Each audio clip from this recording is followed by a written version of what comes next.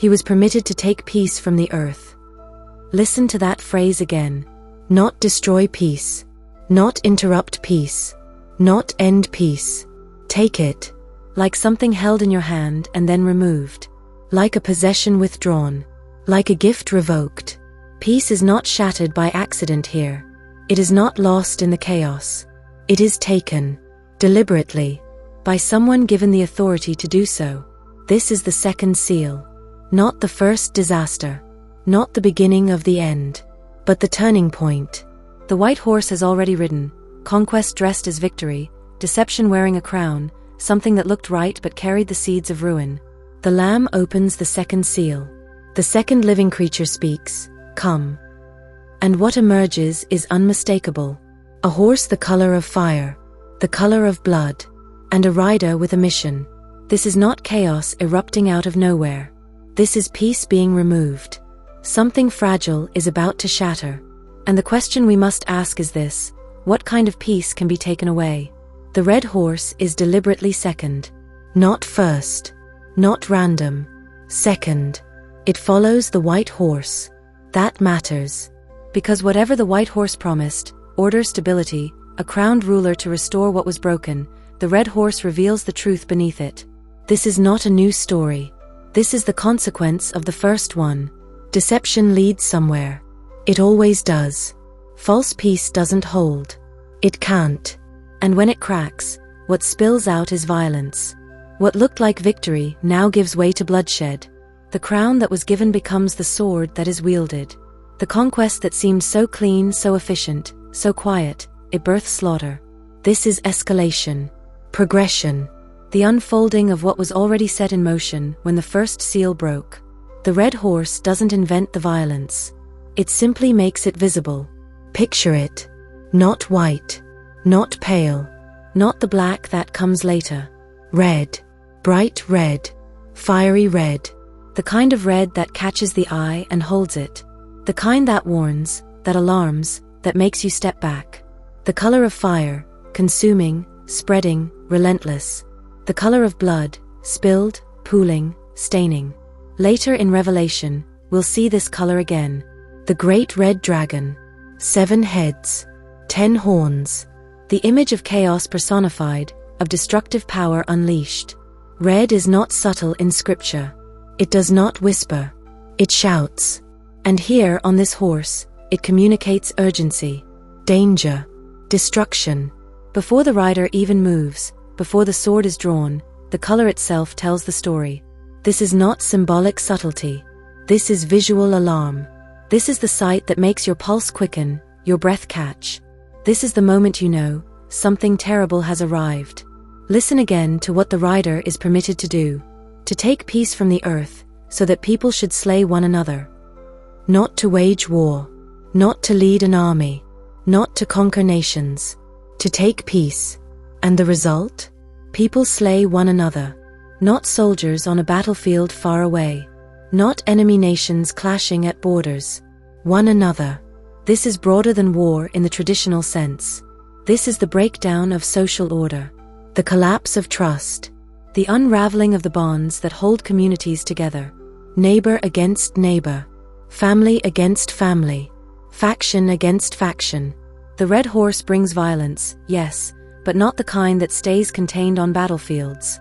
This is war that reaches kitchens, streets, dinner tables.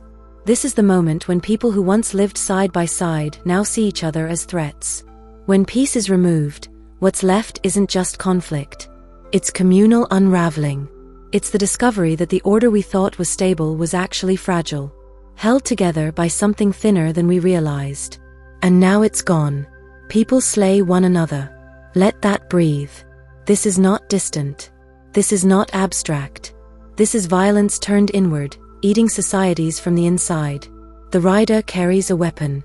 A great sword. Not a bow, like the white horse. That was distance. Threat. Control without confrontation. This is different. The Greek word is makara, a short sword. The kind used in close quarters. Hand to hand. Face to face. This is the weapon of assassinations. Of riots. Of street violence. This is the sword that requires you to look your victim in the eye. It's personal. There's no buffer, no abstraction, no firing arrows from a safe distance and riding away. This is intimate killing. And it's great, not just in size, but in significance. This sword is emphasized. It matters. Because the violence the red horse brings is not clean, not surgical, not controlled. It's brutal, close, unavoidable. Bloodshed becomes personal. And once it starts, it spreads. Throughout history, interpreters have seen the red horse as civil war. Internal conflict. The kind of violence that doesn't come from foreign invaders, but from within. People slay one another. That phrase points inward. Not they slay their enemies. Not nations fall to the sword. One another. Class against class. Party against party. Ideology against ideology. The divisions that simmer beneath the surface, resentments, grievances, competing visions of what should be, they erupt. And when they do, societies eat themselves. Rome knew this. The original audience of Revelation would have felt it in their bones. Civil wars. Coups. Emperors assassinated by their own guards. Cities tearing themselves apart over power, over bread, over belief. The red horse doesn't need to invade from outside. He rides through the streets that are already fracturing. The enemy is no longer out there. The enemy is your neighbor, your brother, the person who used to stand beside you. And that is the horror of the red horse.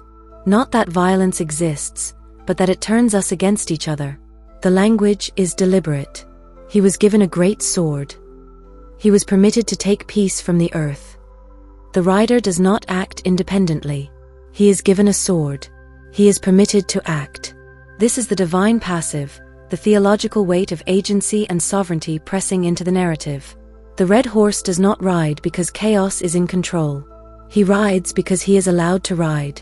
And that is both terrifying and strangely comforting. Terrifying, because it means this violence is not random. It is not accidental. It is permitted, unleashed with purpose. But comforting because even here, even in bloodshed and civil collapse, there are limits, boundaries, authority over the rider. God is not absent. Even when peace is taken, even when swords are drawn, even when societies tear themselves apart, the Lamb still holds the scroll. The Lamb still opens the seals. This is judgment, yes, but it is not abandonment. The original audience would have understood this image immediately. In the Roman world, the sword was a symbol of authority, of power, of Rome itself. Governors wore swords. Emperors wielded them. The ius gladii, the right of the sword, was the power to execute, to enforce, to control. Rome promised peace. Pax Romana. Peace through dominance. Peace through the threat of violence. But beneath that peace, the sword was always there. And when Rome's grip weakened, when the empire fractured, when civil wars erupted, the sword turned inward. The red horse would have been familiar to anyone living under imperial rule. Because they knew, an empire that claims peace may still rule by the sword. And when that sword is no longer pointed outward at enemies, it turns on its own people. The red horse doesn't bring something foreign. He reveals what was already true. Return to the sequence. The white horse establishes a fragile order, a false peace, a conquering that looks clean but is built on sand. The red horse exposes it. This is not randomness. This is not the universe spinning out of control. This is escalation, progression, the logical, inevitable unfolding of what happens when deception is crowned and conquest is celebrated. The red horse doesn't invent violence. He unveils what was already waiting beneath the surface. False peace cannot hold. It never could. And when it breaks, when the facade cracks and the truth spills out, what emerges is red. He was permitted to take peace from the earth. What kind of peace can be taken? What kind can be removed by a rider with a sword? Not the peace of God, which surpasses understanding. Not the peace that Christ gives, not as the world gives. That peace cannot be taken. It cannot be withdrawn. It does not depend on circumstances or systems or the rise and fall of empires. But the peace of the world? The peace built on power, on control, on the illusion of order, that peace is fragile. It can be taken. And when it is, what's left is violence. Close. Personal. Communal. The kind that unravels everything we thought was stable. The red horse leaves the world changed. He doesn't just bring war, he exposes what we've been trusting. He reveals that the peace we thought we had was never really peace at all. So the question remains, what kind of peace are we building? What kind are we trusting? The kind that can be taken? Or the kind that endures even when everything else falls apart?